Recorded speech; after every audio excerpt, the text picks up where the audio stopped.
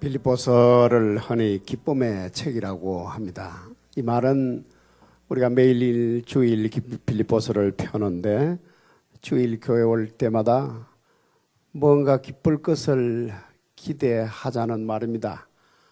뭔가 웃게 해줄 무엇을 기대하자는 그런 뜻이라고 볼 수 있습니다. 기쁨의 책이니까 그렇게 우리가 기대할 수가 있는 것이지요. 그러나 쉽게 웃을 수 있는 말씀만은 아니라는 것을 그간 많이 공감하셨을 줄 압니다. 특히 오늘 말씀이 그렇습니다.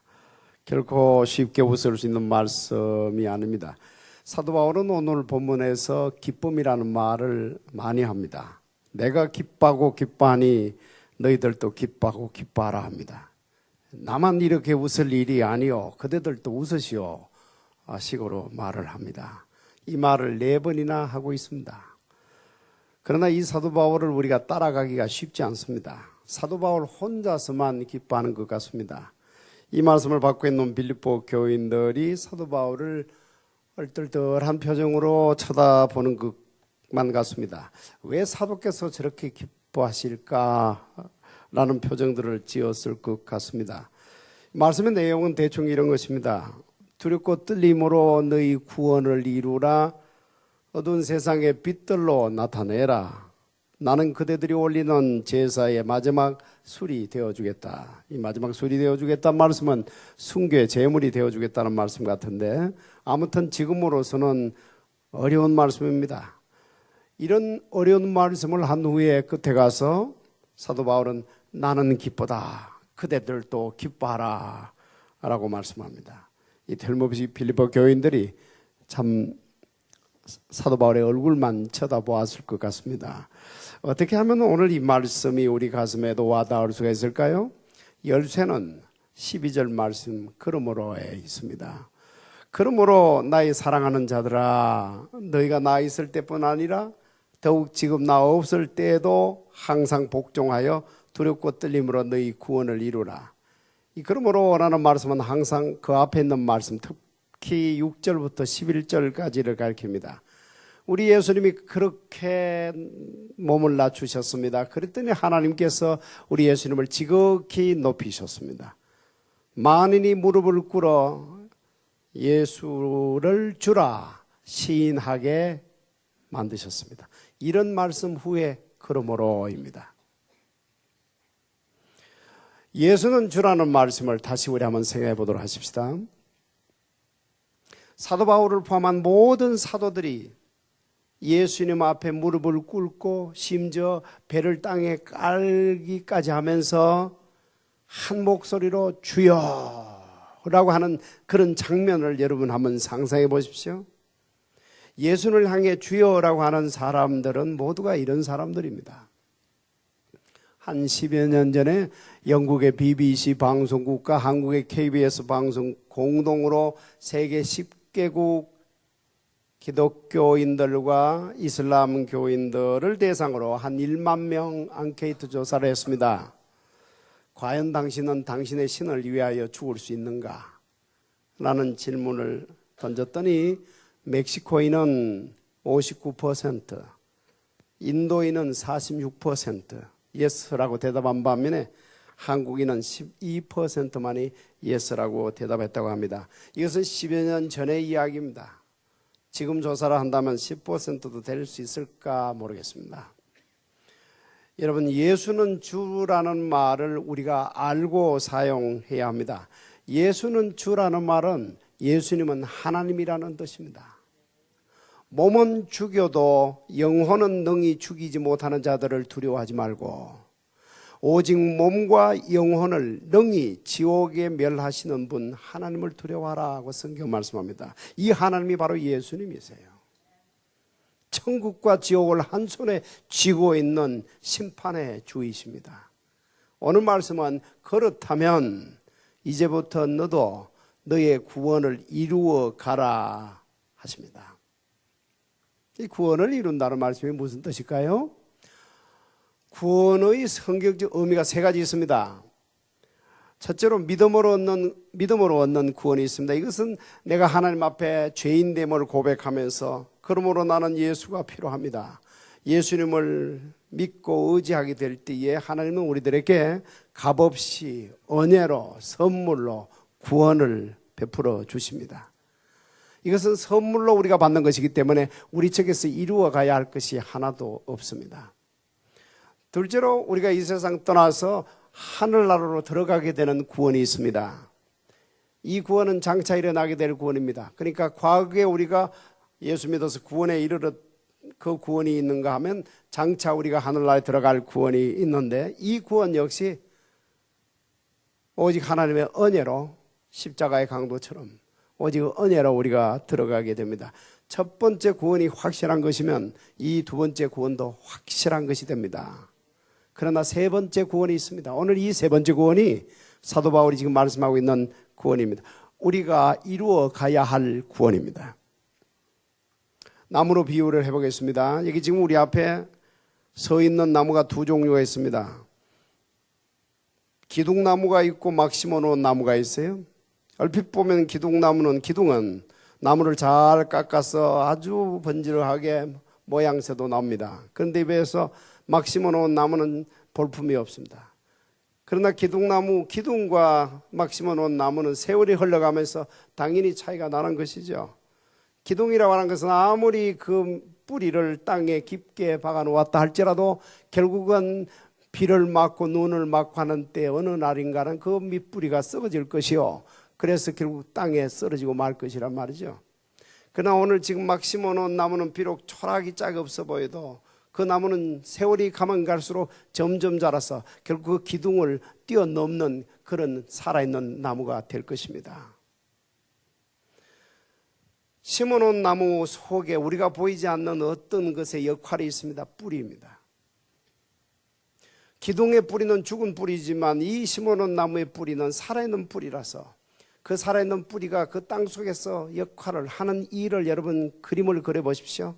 그 연약한 지극히 작은 그 뿌리가 물을 찾아 내려가는 모습을 여러분 상상해 보십시오. 때로는 바위를 만나면 바위를 피해 가기도 하고 딱딱한 흙을 피해서 가고, 그래서 결국은 물이 있는 자리까지 내려가는 그 뿌리의 그 움직이는 모습, 그 역할, 그 애섬, 그 길을 쓰고 애쓰는 모습이 얼마나 눈물겨울 정도입니까? 그 연약한 것이 그 나무를 살리기 위해서, 살아있는 나무로 만들기 위해서 땅속에서 그런 역할을 하는 거예요. 오늘 하나님의 백성은 세워둔 기둥이 아니고 심어놓은 살아있는 나무들입니다. 우리는 다 시냇가에 심은 나무들이에요. 시냇가에 심은 나무, 원래는 저 광야 같은 곳에서, 사막 같은 곳에서 그냥 겨우겨우 명맥을 유지하던 그 나무가 하나님의 은혜로 지금은 시냇가에 옮겨져 심겨지게 됐단 말이죠. 그러면 그때부터는 그 나무가 물을 빨아들이는 일은 본인이 자신이, 그 나무 자신이 할 수 있어야 합니다. 오늘 하나님의 백성이라고 하는 사람들 속에 그냥 기둥과 같은 사람이 없지 않습니다. 기둥처럼 서 있는 사람들이 없지 않단 말이죠. 옆 사람 둘러볼 거 없어요. 내가 기둥이 아닌가? 멀쩡하게 보이면서는 한참 보기에는 그런데 밑뿌리가 지금 썩어가고 있지 않는가? 여러분, 밑뿌리가 썩어가게 되면 결국 빨아들이지 못한 뿌리, 그 뿌리는 결국 어느 날인가 썩어서 그냥 꽈당 하고 땅에 쓰러질 날이 올 수도 있단 말이에요. 오늘 구원을 이루어 가라고 하는 것은 바로 이런 애씀이 있어야 된단 말이죠. 이런 길을 쓰고 애를 써서 물을 찾아가는 그 뿌리에 노력이 있어야 한다는 말씀입니다. 이것이 바로 구원을 이루어가는 첫 번째 모습입니다. 오늘 교회에 얼마나 많고 많은 물을 제공하는 모임들이 있습니까? 말씀과 변화가 있습니다. 큐티가 있습니다. LT에서 각종 호스가 있습니다. 여러 가지 모양들의 모임들이 있습니다. 이것들은 전부가 다 같이 그래도 물을 먹겠다고 찾아오는 뿌리들을 위하여 그들에게 물을 공급하기 위한 하나의 장치들입니다. 그것을 찾아가서 물을 마시는 수고는 당신이 하셔야 합니다. 그래야 구원을 이루어가는 첫 단계가 될 수 있단 말이죠. 또 어떤 모습일까요? 방금 함께 읽은 말씀을 다시 생각해 보시기 바랍니다. 너희가 나 있을 때뿐 아니라 더욱 지금 나 없을 때에도 항상 복종하여 두렵고 떨림으로 너희 구원을 이루라. 지금 나 없을 때도 그랬어요. 이 빌립보 교회 교인들 중에도 그런 사람들이 좀 있었던가 보죠. 왜 그런 사람들이 있지 않습니까? 들어있죠. 왜 담임 목사가 어디 출타하면은 그만 주일 까먹는 사람, 무슨 도시락 까먹듯이 까먹는 사람들 들어있잖아요. 이 빌립보 교회에도 그런 사람들이 좀 있었던 모양입니다. 지금 사도 바울이 이 교회에 지금 있지 아니하거든요. 한 800마일쯤 떨어지는 로마에 가 계십니다. 여러분, 구원을 이루어가는 사람들은 사람 보고 신앙생활 하는 것이 아닙니다. 오직 하나님 앞에서 신앙생활 합니다. 하나님 앞에서 하기 때문에 두렵고 떨림으로 자신의 구원을 아름답게 수놓고 아름답게 이루어가는 거예요. 여러분, 우리 안에서 행하시는 이는 하나님이십니다. 13절을 보세요. 너희 안에서 행하시는 이는 하나님이시니 자기의 기쁘신 뜻을 위하여 너희에게 소원을 두고 행하게 하시나니. 14절과 연결해 보십시다. 모든 일을 원망과 시비가 없이 하라. 왜 원망과 시비가 없이 해야 하는 것입니까? 우리 안에 하나님이 계시기 때문입니다. 여러분, 하나님이 우리 안에 계시는 것을 믿는 사람은 쉽게 함부로 원망과 시비의 말을 하지 않습니다. 자신의 구원을 이루어가는 사람은 쉽게 그렇게 하지 않습니다. 여러분, 교회에서 제일 무서운 것이 원망과 시비의 말입니다. 이것은 구약이나 신약에서 다 같이 우리가 확인해 볼 수 있는데, 먼저 구약으로 들어가 보면 이스라엘 백성들이 광야 40년을 통과하는 중에 가장 문제가 된 것이 원망과 시비의 말이었습니다. 음식 때문에 원망했습니다. 물 때문에 원망했습니다. 만나가 맛없다고 원망했습니다. 모세의 리더십을 놓고 원망했습니다. 길 때문에 원망했습니다. 그래서 하나님께서는 때로는 불뱀으로 다스리시기도 하고 때로는 그냥 산채로 생매장시켜버리는 그런 무서운 끔찍한 일도 있게 되었습니다. 믿음의 공동체 안에서 이 원망과 시비를 이처럼 하나님이 싫어하신다는 뜻입니다. 왜 이렇게 싫어하실까요? 원망하고 시비한다는 말의 뜻은 적어도 그 순간에는 그 공동체 안에 하나님이 계시는 것을 인정하지 않는 것이 되기 때문입니다. 너희 안에서 행하시는 이는 하나님이시니, 이 말씀 우리 가슴에 깊이 새겨두도록 하십시다.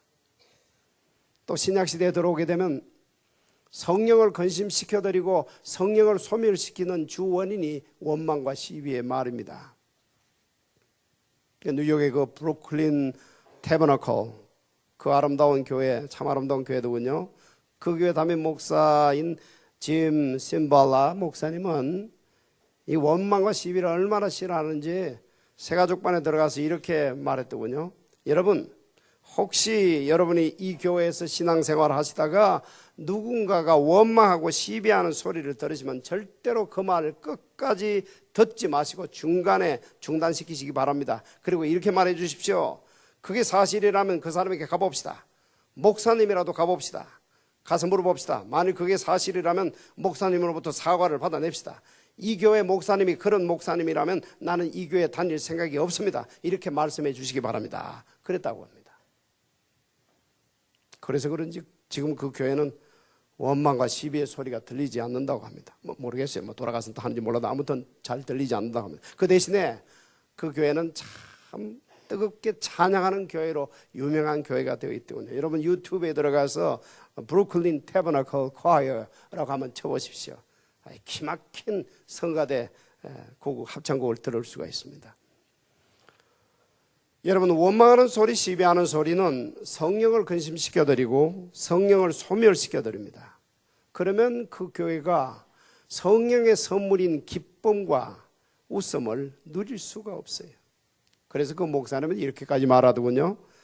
마약, 알코올, 성적 타락은 교회를 위협하는 아주 무서운 적이다. 그러나 원망과 시비는 그것보다 1000배나 더 무서운 적이다. 그러더군요. 여러분, 자신의 구원을 이루어가는 사람들은 쉽게 원망하고 시비하는 말을 하지 않습니다. 이 성범죄라든가 마약보다도 더 무서운 일이라고 생각해 보십시오. 끔찍한 일 아닙니까? 모든 일을 원망과 시비가 없이 하라 했어요. 모든 일이라고 강조하고 있습니다. 이 모든 일이라면 어디까지 적용되는 것일까요? 적용하기 시작하면 한이 없을 것입니다. 한이 없을 거예요. 담임 목사님도 원망하지 마세요. 장로님들도 원망하지 마시고 권사님들도 원망하지 마시고, 아무튼 모든 일이라고 했으니까. 왜 모든 일에 원망하지 말아야 합니까? 우리 안에 행하시는 이는 하나님이시기 때문입니다.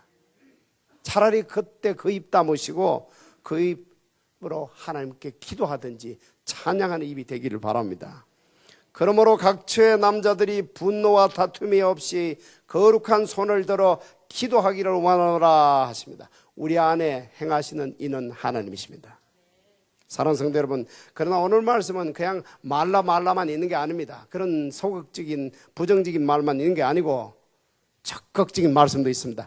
이제 자신의 구원을 이루어갈 사람은 오히려 이 적극적인 면을 더 보아야 합니다. 그러면 우리도 오늘 사도 바울처럼 끝에 가서 웃을 수가 있게 됩니다. 15절을 보시기 바랍니다. 이는 너희가 흠이 없고 순전하여 어그러지고 거스르는 세대 가운데서 하나님의 흠없는 자녀로 세상에서 그들 가운데 빛들로 나타내며, 첫째로는 빛들로 나타내라 합니다. 세상이 너무나 어그러지고 거스르는 세상이 되어버렸습니다. 하나님에 대해서 어그러진 말 쪼크로 삼는 이 시대가 되어버렸고, 하나님의 말씀을 두려워하는 사람들이 점점 들어오고 있습니다. 갈수록 세상이 지금 어두워져 가고 있어요. 이런 어두운 세상 가운데서 우리들로 하여금 빛들로 나타내라고 말씀합니다. 이 빛들로 나타낸다는 말이 뭐겠습니까? 우리가 어떻게 빛을 발할 수가 있겠어요? 우리 안에 계시는 이는 하나님이시니, 이 말씀에 집중하면 됩니다. 정말 내 안에 또는 우리 안에 하나님이 계시는 것을 믿는 사람들이라면, 그러면 우리들의 모든 것의 행동에 무언가가 다른 모습을 세상에 보이게 될 거예요. 그래도 조금은 더 깨끗하게 살려고 노력을 하지 않겠어요? 바로 이 모습이 빛을 드러내는 모습 중에 하나입니다. 또 침착하고 여유 있고 좀 더 차분하고 평온한 모습을 보일 것입니다. 내 안에 하나님이 계시니까. 우리 안에 계시는 하나님은 우리 안에 소원을 두고 우리로 하여금 행하게 하십니다. 그렇기 때문에 하나님의 소원이 뭘까? 하나님의 뜻을 무엇일까? 이것을 알기 위해서 당연히 빛들로 드러내기를 원하는 사람은 기도하는 사람이죠. 당연히 하나님의 뜻을 알기 위해서 기도하는 사람, 이런 모습이 바로 빛들로 나타내는 모습 중에 하나이기도 합니다. 둘째로 적극적으로 보여야 할 모습은 생명의 말씀을 밝히는 일입니다. 16절을 봅니다. 생명의 말씀을 밝혀 나의 다름질이 헛되지 아니하고 수고도 헛되지 아니하므로 그리스도의 날에 내가 자랑할 것이 있게 하려 합니다. 이 생명의 말씀을 밝힌다, 말씀을 밝힌다는 말씀을 밝힌다, 이 말씀이 무슨 의미일까? 잠시 생각해 보도록 하십시다. 여러분, 밝힌다는 말씀의 뜻이 무엇이겠어요? 어둡다는 뜻입니다.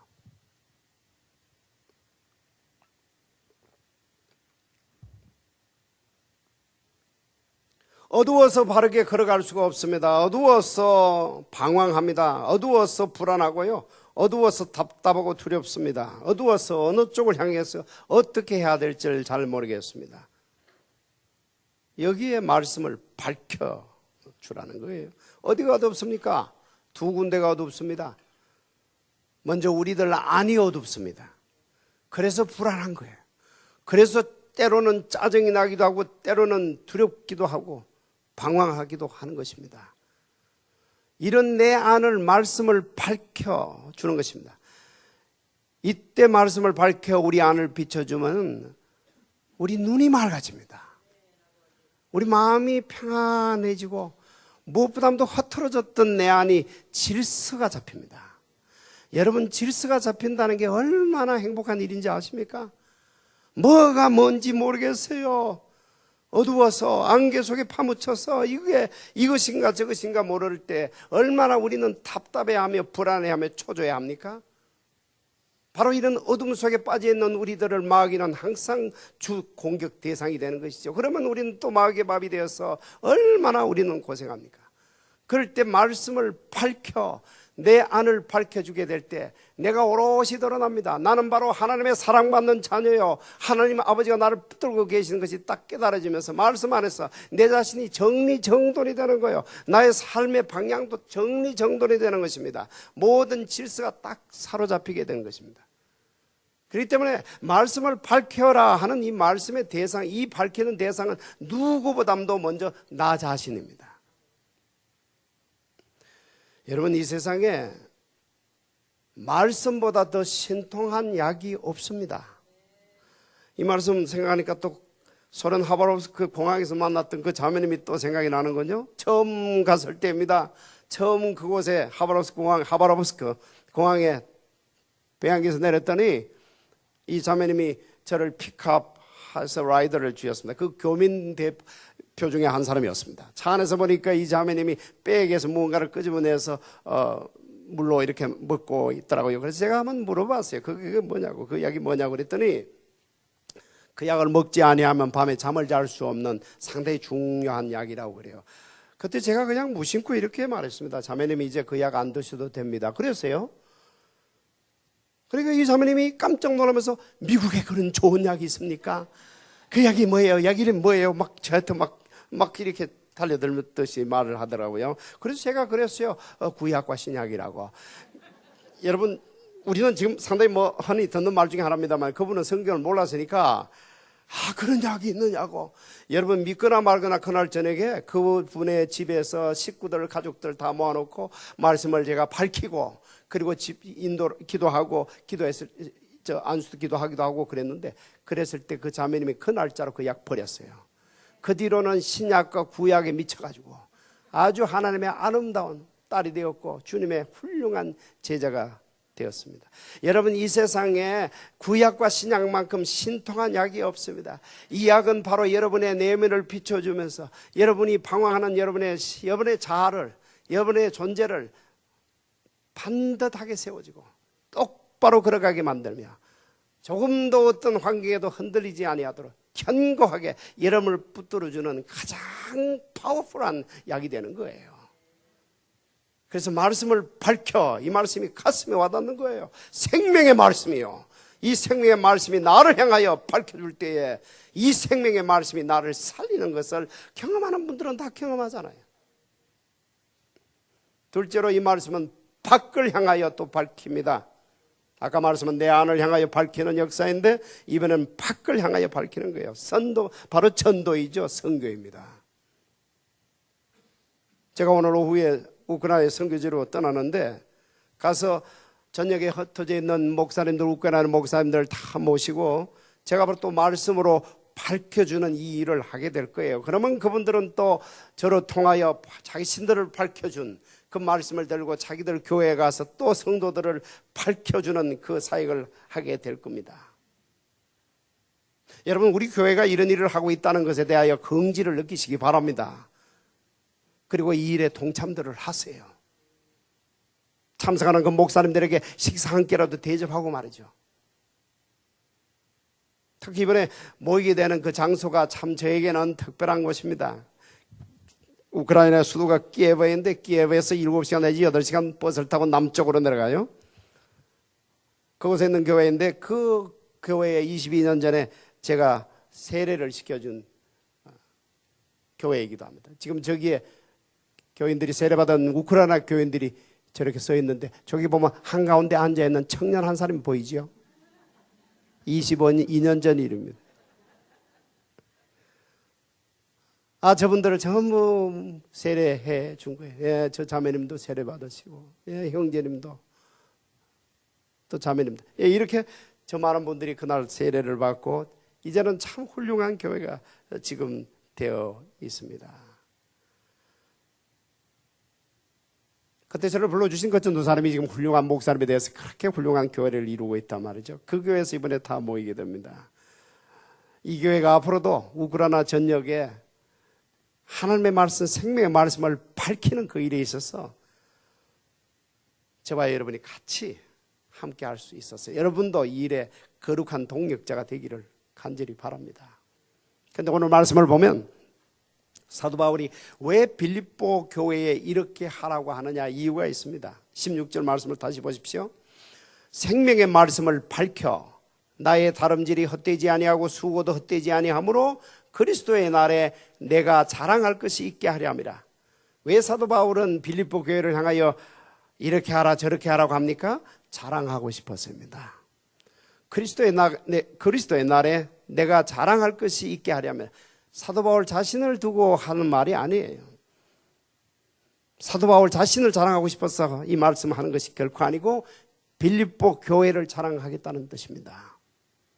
그런데 이 자랑을 위해서 그리스도의 날에, 우리 주님 앞에서는 그날에 자랑을 하기 위해서 사도 바울과 빌립보 교회가 얼마나 한마음으로 동력하는가 보십시오. 17절을 보십시다. 만일 너희 믿음의 재물과 섬김 위에 내가 나를 전제로 드릴지라도 나는 기뻐하고 너희 무리와 함께 기뻐하리라. 자, 나라고 하는 사도 바울과 너희라고 하는 빌립보 교회를 따로 떼어놓고 이해를 해보십시오. 먼저 빌립보 교회 쪽에는 지금 제사 드리는 장면이에요. 빌립보 교회 쪽에는 믿음의 재물이 있습니다. 섬김의 재물이 있습니다. 성도들이 이렇게 섬기고 헌신했다는 뜻입니다. 그 다음에 사도 바울은 전제라는 말씀을 합니다. 이 말씀은 좀 어려운 말씀이긴 합니다만, 당시 유대인이든 이방인들은 제사를 드릴 때에 먼저 제물을 샀습니다. 그리고 마지막에 반드시 그 위에 술을 붓습니다. 이게 전제입니다. 그러니까 지금 이렇게 하는 거예요. 빌립보 교회의 그 헌신, 빌립보 교회의 그 섬김이 제물이 되어 있습니다. 하나님 앞에 쌓아놓은 제물이 되어 있습니다. 그 다 쌓아놓은 그 제물 위에 마지막 순서로 사도 바울 자신이 순교의 제물이 되어 전주, 그러니까 전제, 마지막 순서인 그 술을 붓는 역할을 자기가 하겠다는 것입니다. 자신의 순교로 그들을 돕겠다는 거예요. 그들이 지금 하나님 앞에 영광스러운 산제사 제물을 올려드리는데, 성김과 헌신이라고 하는 그 제물을 올려드리는데, 사도 바울 자신의 순교, 그 피도 그 위에 같이 덮어서 영광스러운 하나의 제물, 하나의 산 제물로 하나님께 올려드리자, 지금 그 말씀이에요. 우리가 누가 감히 사도 바울처럼 될 수 있겠어요? 어떻게 이 정도의 내용이 감히 될 수가 있을 것을 기대할 수가 있겠습니까마는, 그러나 여기에서 우리가 하나의 중요한 정신과 원리를 우리가 배우는 것입니다. 결국은 공동작품이라는 거예요. 합작하는 것입니다. 이 둘이가 다 합쳐서 하나님 앞에 아름다운 영광스러운 섬김, 헌신, 온전히 하나님 주님께 올려드리는 모습을 생각해 보십시오. 여러분, 진정한 기쁨은 우리가 주님을 섬길 때만 옵니다.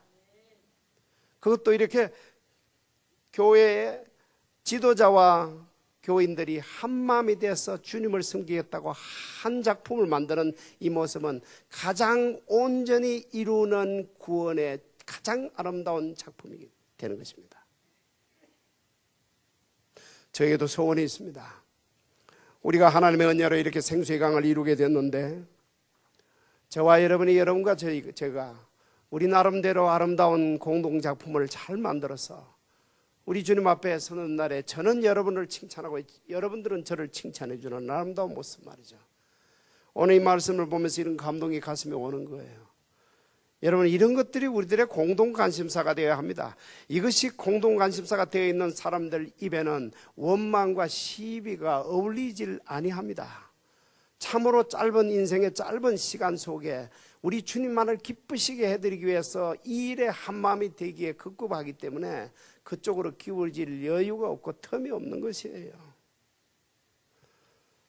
사랑하는 성도 여러분, 온전한 구원을 이루라고, 구원을 이루어 가라고 하시는 이 말씀, 결국은 우리들이 가장 영원한 기쁨을 누리게 해주시려고 이 말씀을 하시는 것입니다. 풀뿌리를 다시 기억합시다.